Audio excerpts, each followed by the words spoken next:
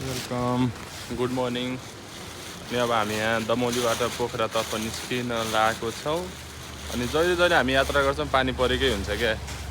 खै के भयो यो हामीलाई यस्तै सतावट दिया हो कि खै हामी बुझ्न सक्दैनौँ। त्यही भएर अब यहाँबाट अनि हामी पोखरा जानुपर्ने हुन्छ। अनि 1-2 बजीतिरबाट फेरि हामी पोखराबाट निस्किन्छौँ। 5 बजे रेडी हुँदै हुनुहुन्छ हो भइसक्यो।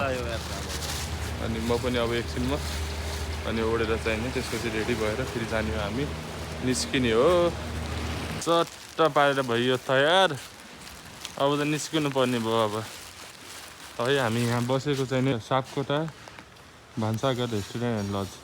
त्यो चाहिँ दमौलीको ठ्याक्कै रोडको माथिल्लो साइडतिर छ क्या, देब्रे साइडतिर छ। तपाईँ उताबाट आउनुहुन्छ भने पोखरा साइडबाट आउनुहुन्छ भने सो एकदम राम्रो व्यवस्था रहेछ यतातिर। अब हामी जानेछौँ। सो स्टार्ट गर्नु हुनेछ हाम्रो।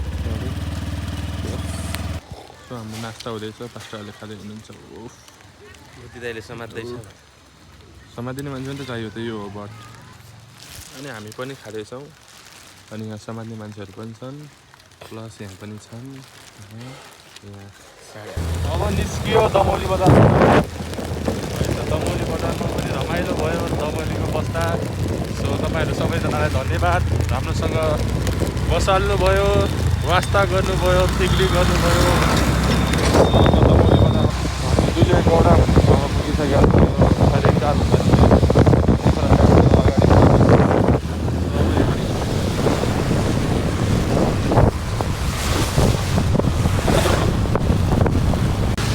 फाइनली 2 घन्टाको यात्रापछि हामी पोखरा पुग्यौँ। पोखरा पोखरामा आइसक्यौँ। यसो हामी हिँडिरहेको छौँ यताउता रमाइलो भइरहेको।